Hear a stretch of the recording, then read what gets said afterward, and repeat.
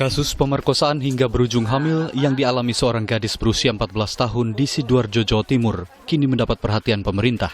Setelah ditengok oleh Menteri Sosial Hovifah Indar Parawansa, korban dan keluarganya menerima tawaran untuk pindah ke sebuah pondok pesantren di Malang, Jawa Timur.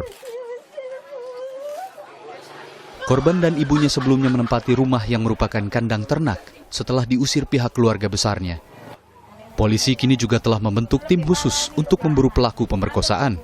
2 orang pelaku diketahui melarikan diri, sementara 3 pelaku lain masih di bawah umur dan tengah duduk di bangku sekolah dasar.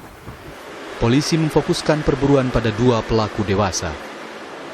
Ya, memang laporan ini Desember ya Mas. Setelah kita lakukan upaya penelusuran, setelah adanya laporan itu, kita langsung berupaya. Dari kepolisian langsung saat itu juga berupaya.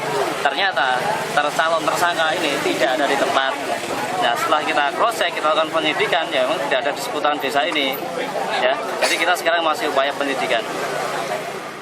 Kasus pemerkosaan hingga berujung hamil pada gadis di bawah umur ini pernah dimediasi pada September lalu.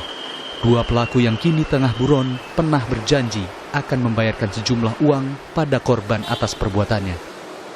Akhirnya dari si Soke dan Udin ini mau menerima bukan 75 juta tapi kemampuan 30-40.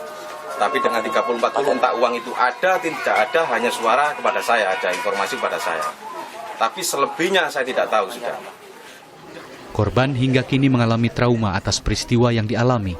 Diperkosa hingga hamil, kemudian dikucilkan dari lingkungan. Keadilan untuk korban harus didapat, sementara pelaku harus mendapat hukuman yang setimpal. Jack Robi, Kompas TV, Sidoarjo, Jawa Timur.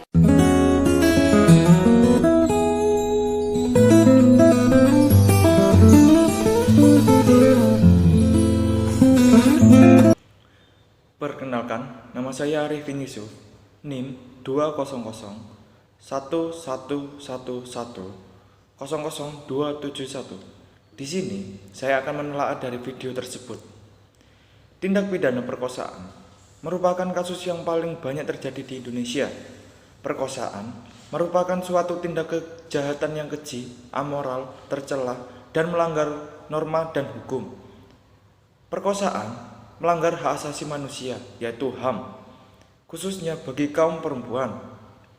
Perlindungan hukum yang dapat diberikan terhadap perempuan yang menjadi korban tindak kekerasan atau pelecehan seksual diatur dalam pasal 285 KUHP dan Undang-Undang Nomor 13 Tahun 2006, khususnya dalam pasal 5, pasal 8, dan pasal 9 yang secara umum berupa perlindungan dan hak saksi serta korban. Sedangkan sanksi pidana terhadap pelaku tindak pidana perkosaan telah diatur secara umum dalam pasal 285 KUHP yang diancam hukuman 12 tahun penjara. Sekian, terima kasih.